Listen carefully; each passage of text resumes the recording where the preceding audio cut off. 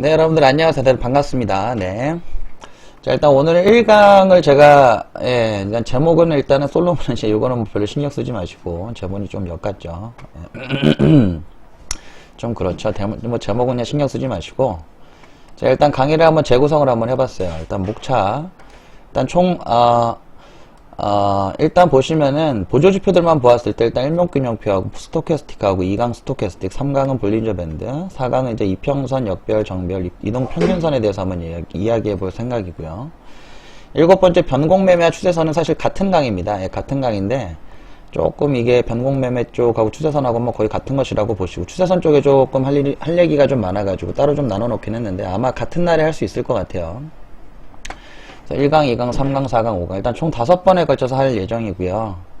네, 갱이님 어서 오십시오. 이게 어떻게 보면 약간의 좀 이북 형태로 만들어 놓은 것이라 가지고 목차도 있고 좀 그렇습니다. 이 부분은 그냥 뭐 신경 쓰지 마시고요. 제가 이북 형태로 만든 것이라 매매는 대형이다. 네, 파생시장의 흐름은 그 누구도 단언할 수 없다. 뭐 당연한 얘기입니다. 일단 여기에서 좀 중요한 이야기는 여러 가지 패턴들을 반복적으로 나타낸다는 것이 보편적인 현상이다라는 이야기죠. 네, 경희님 어서 오시고요. 일단 패턴 공부가 그만큼 좀 중요하다라는 말씀을 좀 드리고 싶었어요. 여러분들이 뭐 보조지표라든가 어떤 뭐 추세 대응이라든가 어떤 지지와 저항 개념에서는 조금 많이 생각들을 하시는데 패턴 공부에 대해서는 조금 소홀히 하시는 것들 같아서 사실 패턴들이 굉장히 여러 가지가 있거든요. 이따가 조금 한번 제가 좀 말씀을 좀 드릴 생각인데 일단 그런 부분에 대해서 한번 말씀을 좀 드렸고요. 이거는 뭐 우리가 지금 하고 있는 일에 대해서 말씀을 드린 것이고 뭐 별건 없습니다. 자, 일단 일목균형표 본격적으로 보도록 하죠. 자, 일단 뭐 당연히 주식의 뭐 기술적 분석 방법, 차트의 분석법 중 하나입니다. 이 사람이 누구냐, 일목산인이라는 사람이 누구냐면은 일단 20세기 초죠. 1930년대쯤에 이제 활동을 했던 분이신데, 그분이 원래 이제 저 신문기자 쪽으로 좀 일을 하고 있다가 이쪽에 어떠한 좀 칼럼을 좀 쓰시려고 이 경제 쪽 그 신문에서 일을 하고 계셨나봐요. 그래갖고 한 면을 조금 특집처럼 이렇게 한번 진행을 한번 해보려고 하다가 이 사람이 또 연구를 한 번 더 시작을 하게 된 그러한 또 계기점이 좀 되었다라고 합니다. 그래서 그때부터가 본격적으로 이 사람이 이러한 이제 주식 이제 보조지표, 특히나 뭐 일목균형표, 이 사람이 책도 많이 썼어요. 책도 굉장히 방대한 내용이거든요. 그 원서를 보시면은 그게 한 6권짜리가 있는데 굉장히 방대한 내용입니다. 그 안에 굉장히 많은 부분을 내포를 하고 있고, 일목균형표가 그만큼 뭐 어떠한 뭐 우리가 뭐 익히 알고 있는 뭐 여러 가지 보조지표들이 있지만 사실 깊이가 조금 있는 지표예요. 그만큼 요즘에 조금 유행을 좀 많이 타고 있는데 여러분들이 알면 알수록 공부하실 것도 많고, 요게 참 알면 알수록 신기한 지표입니다. 요게. 자, 일단 일목균형표가 3가지로 일단 가격론, 파동론, 시간론. 요건 이제 제가 구분을 해 놓은 것이에요. 다르게 구분하는 사람들도 있어요. 이렇게 3가지가 가장 이제 핵심적인 구성 요소의 이제 이론이라고 보시면 되겠습니다. 요 3가지에 대해서도 할 얘기가 좀 많이 있습니다. 우리가 뭐 익히 알듯이 일목균형표에서 스팬들이 좀 유명하죠. 이게 선행 스팬 1하고 2하고 이렇게 이어진 이거 우리가 일목구름대라고 부르는데, 그것이 뭐 가장 사실은 보편적으로 알고 계신 그 구름대만 보고 일목균형표라고 다들 부르기도 하죠. 사실은 그 구름대만 이렇게 좀 잘 보이니까요. 여러가지 뭐 다른 선들도 많이 있는데, 일단 뭐 그런 스팬들이 선행 스팬 1, 2가 가장 유명하긴 하지만 사실 여기에서 가장 우리가 생각을 하면서 봐줘야 될 부분, 그러니까 이 사람 그 가주오 야마히토라는 분이 연구를 하면서 가장 신경을 쓰면서 이제 중요하다고 생각했던 부분이 바로 시간론이에요. 그러니까 시간관계입니다.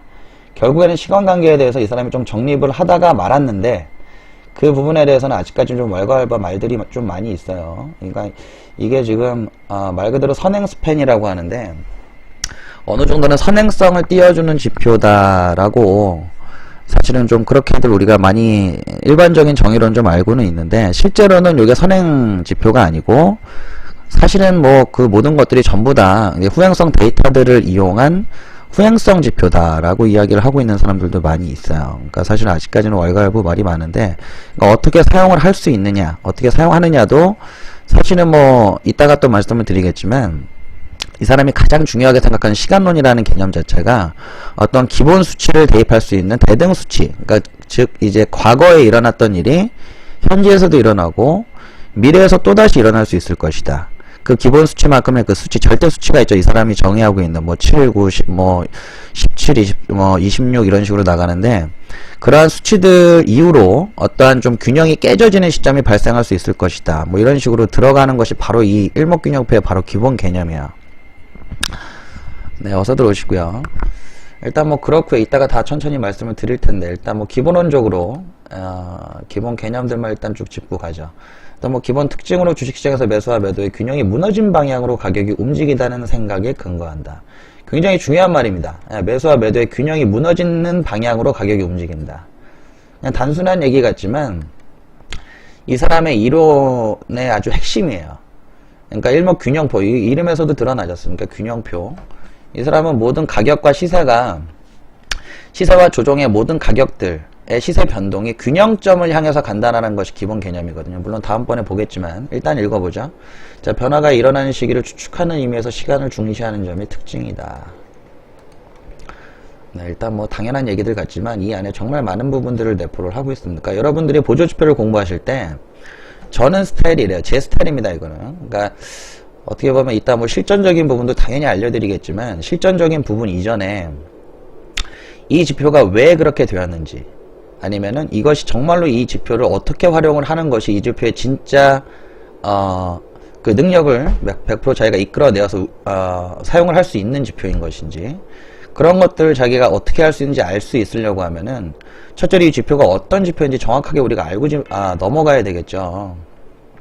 그러니까 이 지금 가주오 야마이토라는 분이 어떤 생각으로 이 사람이 진짜로 뭐 일목균형표라는 것이 어떻게 보면은 이 사람의 하나의 역작이긴 하지만 이것이 만들어진 배경에 대해서 실제로 이 사람들이 연구한 내용이 굉장히 많습니다. 이 일목균형표라는 것이 하나의 결과물일 뿐이지 그 결과물을 도출해내는 과정 속에서 이 사람이 진짜로 중요하게 생각했던 부분이 무엇인지 그래서 우리가 일목균형표를 진짜로 잘 활용할 수 있으려고 하면 어떤 부분들을 이 사람의 이 사람의 그 이론 중에서 어떤 부분을 알고 넘어가야 되는지. 그러니까 우리가 뭐, 그렇다고 해서 뭐 교과서처럼 뭐 수학, 뭐 수능 공부처럼 공부하자는 얘기가 아니고, 전부 다 이 주식과 차트에 관련된 이야기들이에요. 그러니까 차트를 우리들이 공부하면서 당연히 공부해야 되는 내용들인데, 이 사람이 어떤 식으로 해석을 하고 있는지, 이 사람이, 제기하고 있는 이론들이, 뭐, 가격론이라든가, 어떠한 뭐, 파동론이라든가, 이러한 쪽에서 어떤 식의 주장을 펼치고 있는지, 거기에서 결과론적으로 이 사람이 가장 중요하다고 생각하고 있는, 이제 시간론을 어떻게 우리가 적용을 시킬 수 있을 것이냐. 예, 그러한 부분들에 대해서 우리가 전부 다 조금, 제 스타일입니다. 그러니까 이거는. 그러니까 좀 지루하실 수도 있어요, 여러분들. 그래서 그러한 부분들을 좀 알고 넘어가야 되겠다라는 게 일단 제 생각입니다. 일단은 이렇게 됐고요. 기본 개념이고요. 자, 두 번째로 자, 일목균형표랑 조금 더 이제 디테일하게 들어가겠습니다. 주가가 움직임에 있어서 항상 균형점을 향해 간다는 기본 전제하에 개념을 적용한다. 제가 방금 전에 말씀드린 부분이죠. 그러니까 이 사람이 기본적으로 그런 전제를 깔고 가는 거예요. 그러니까 얘네들이 우리들이 주식 주가가 항상 뭐 수렴과 발산을 기본을 반복을 한다. 수렴을 하고 나면 발산을 하게 되고 발산하게 되면 다시 또 수렴을 하게 되고 어떻게 보면 그것과 좀 비슷한 개념이긴 한데 이 사람은 조금 더 심화해서 들어갑니다. 그 부분에 대해서도 제가 조금 이따가 이제 가격론을 말씀드릴 때 말씀을 드릴게요. 그러니까 우리가 뭐 익히 알고 있는 엘리어트 파동들의 이론과도 어떻게 보면 좀 비슷한 이론이기도 합니다. 파동론 자체를 좀 따져보시게 되면 이따가 또 말씀드리겠지만 근데 그런 이론 자체에서 가격론과 파동론에서는 사실 엘리어트 파동의 이론 자체는 시간론을 약간 종속 개념으로 봐요. 그러니까 시간 개념을 중요하게 생각을 안 합니다. 근데 이 사람은 시간론 개념에서 어떠한 아까 말씀드렸던 기본 수치, 대등 수치, 이러한 절대적인 어떠한 경험적인 어떠한 그런 결과물로 만들어낸 어떤 마법의 넘버, 절대 수치 같은 게 있어요. 이 사람이 만들어낸. 그러니까 그러한 절대 수치들을 활용을 할 수 있는 적극적으로. 그래서 가격론과 파동론을 우리가 어떠한 뭐 시세가 결정되는 아주 중요한 결정 요인으로서 시간론을 시간관계를 이 사람이 생각을 하고 있는 겁니다. 이제 그 부분의 핵심이 바로 시간론이에요. 그래서 일단 지금 세 가지로 좀 구성이 되어 있다라는 부분을 말씀을 드리겠고요. 자, 여기까지 다들 이해되셨죠? 뭐 간단해요. 좀 말이 조금 길었는데 결과론적으로 이 세 가지로 구성이 되어 있고 일목균형표는 일단은 뭐 이런 주가가 움직임에 있어서 가장 항상 그 균형점이 있다. 일단의 균형점. 이 균형점을 근데 어떻게 아느냐. 그 부분에 대해서 이 사람이 또 제시를 합니다.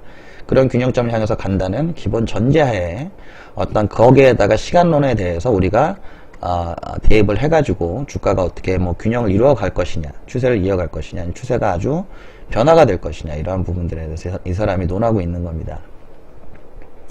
자, 여기까지 뭐 질문 있으신가요? 자, 질문 없으시면 다음으로 가겠습니다.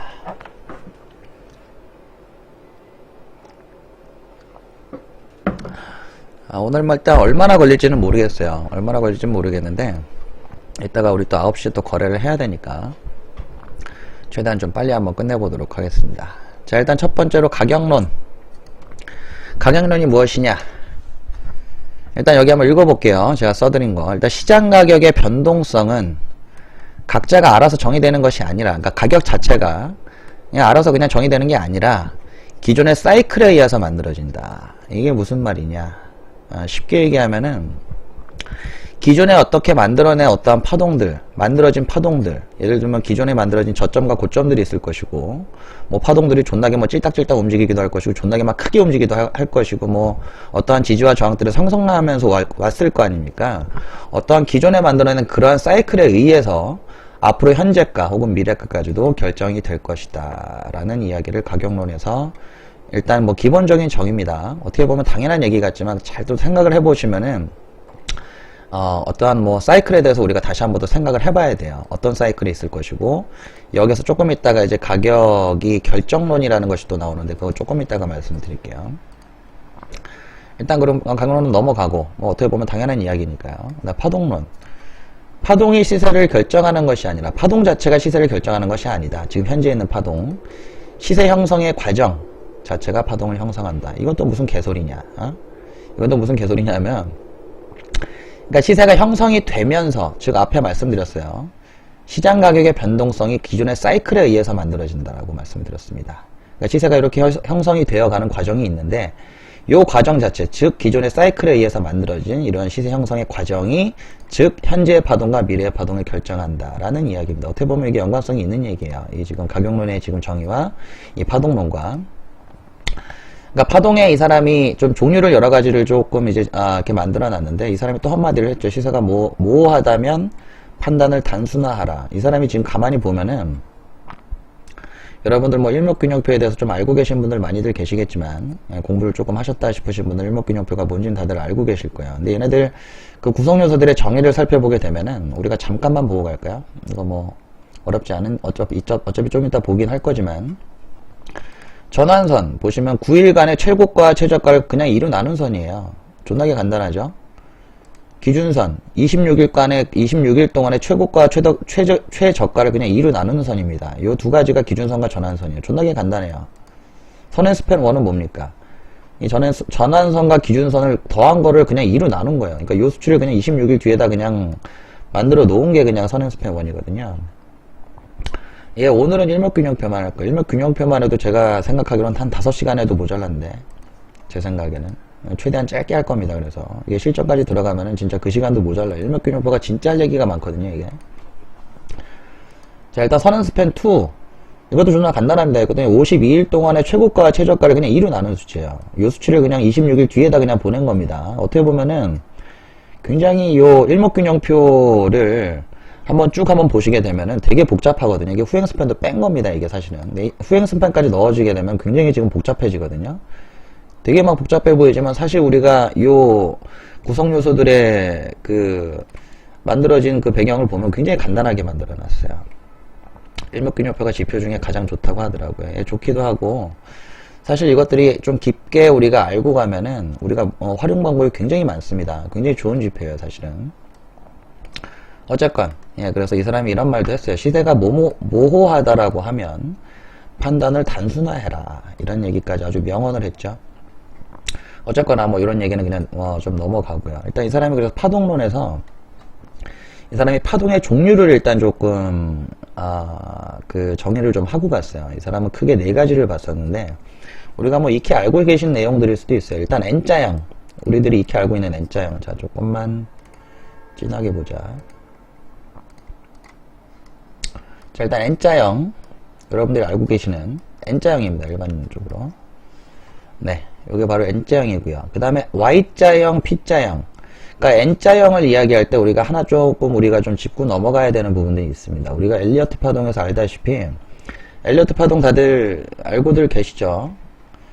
뭐 대략적으로 그냥 뭐 간단한 내용이야. 간단한 내용인데 일단 엘리어트 파동을 일단 5파, 7파, 9파 이 사람이 엘리어트 파동에서 그러니까 이 엘리어트 파동은 기본적으로 피보나치 수열의 절대값을 이 사람이 이용을 하지 않습니까? 엘리어트라는 사람이. 근데 얘는 지금 피보나치의 절대값이 아니라 피보나치는 보통 뭐 31점, 32.6, 50, 61.8 이렇게 해가지고 뭐 눌림목의 정도를 이제 30%냐, 50%냐, 60%냐 이런 식으로 가면서 뭐 상승 3파, 5파, 7파 이런 식으로 나가요. 그죠? 5파동까지 가는데 5파동이 이 사람은 일단은 579라고 봤어요. 579. 579의 엘리어트 파동과 유사한 일반적인 발산의 파동이라고 제가 말씀을 드렸는데 여기에 무슨 얘기냐? 일단 여기서 시작을 하겠죠. 그죠? 시작점이 있어요. 1파. 눌림목 2파. 3파. 4파. 5파. 우리가 일반적으로 이해하고 있는 상승 1파, 2파, 3파의 모양이죠. 그죠? 근데 이 사람은 이렇게 상승 1파, 그 다음 눌림목 1파, 상승 2파, 눌림목 2파, 그 다음 상승 3파. 이 부분을 이제 579로 보는 게, 이게 5번이죠. 그죠? 한번, 가만 있어보자. 한번, 네. 아이고, 왜 이래. 왜 안 찍혀? 네. 한 번, 두 번, 세 번, 네 번, 5번. 이렇게 되는 거예요. 이게 5파동이고요. 이게 일단 기본 파동이라고 보는 겁니다. 상승 3파가 일단 기본이라고 보는 거예요. 쉽게 얘기하면. 그 다음에 이제 7파, 6파, 7파. 상승 4파죠. 그죠? 상승 4파. 9파, 8, 9. 상승 5파 완성. 이거 상승 5파가 이제 완성이 되는 거예요. 이렇게.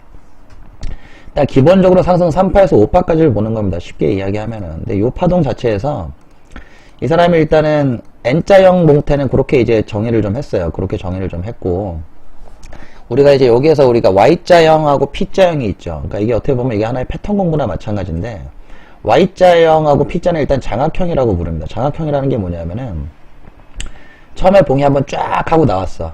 만약에, 음봉이다 치자. 그죠?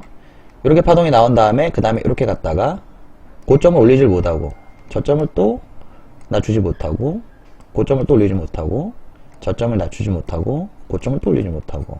그렇죠? 갇혀가고 있죠. 그죠? 첫 번째 봉에 장악돼 있잖아요. 그래서 이제 장악형이라고 부르는 거예요. 뭐 이름 자체는 뭐 여러분들이 아실 필요가 없고, 이런 패턴이 있었지라고만 알고 넘어가시면 됩니다. 여러분들 다들 알고들 계실 거예요. 요게 일단 장악형. 그러니까 옆으로 보시게 되면 요게 이제 Y자형으로 오른쪽으로 이렇게 쭉 이어져요. 그죠? 옆으로 쭉 이어지는. 거꾸로 보는 옆으로 누워진 Y자형 되지 않습니까? 그죠? 그러니까 이거를 Y자형이라고 하는 거예요. 기본적으로. 이게 뭐 거꾸로 돼도 마찬가지입니다. 거꾸로 되면은 이게 이제 발산을 하겠죠? 이러고 있다가, 이렇게 발산을 하게 되겠죠. 마찬가지로 이것도 Y자 형태라고 보는 겁니다. 일단 Y자형에 대해서는 넘어가고요. 이런 패턴이 있었구나. 이 사람이 이야기하는 것이니까 일단은 뭐 이렇게 구분을 짓고 있구나라는 정도로만 알고 계시면 됩니다. 내가 아는 건 뭐 다른 패턴도 있는데 뭐 이 사람 뭐 요거밖에 모르네 이러지 마시고, 이 사람이 그냥 구분 짓건 크게 이렇게 구분을 지었다는 얘기예요. 아시겠죠? 그 다음 P자형. P자형도 마찬가지. 만약 발산이 한번 나왔다. 이렇게 발산이 한번 나온 다음에 방송을 하고 있는데요. 지금 잘 안 들리시는 분은 한번 제접 한 번만 해주십시오.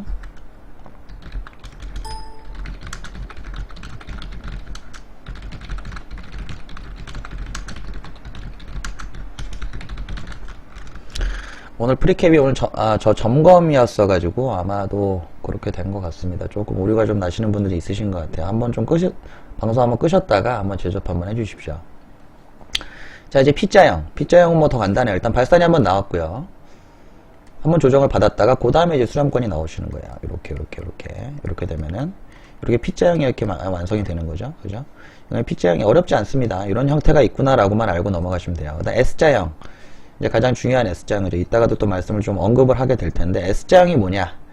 S자형 일단 러닝 커렉션이라고 합니다. 좀 많이 좀 들어보셨죠? 러닝 커렉션 들어보신 분? 들어보신 분 없나요? 들어보신 분 1번. 2번 뭐야? 2번. 2번 조용하고. 2번 조용하고. 한 분? 없어요. 러닝 커렉션이 뭐냐면은, 일단 뭐 쉽게 우리나라 말로 이야기하면은 뭐라고 해야 될까? 음,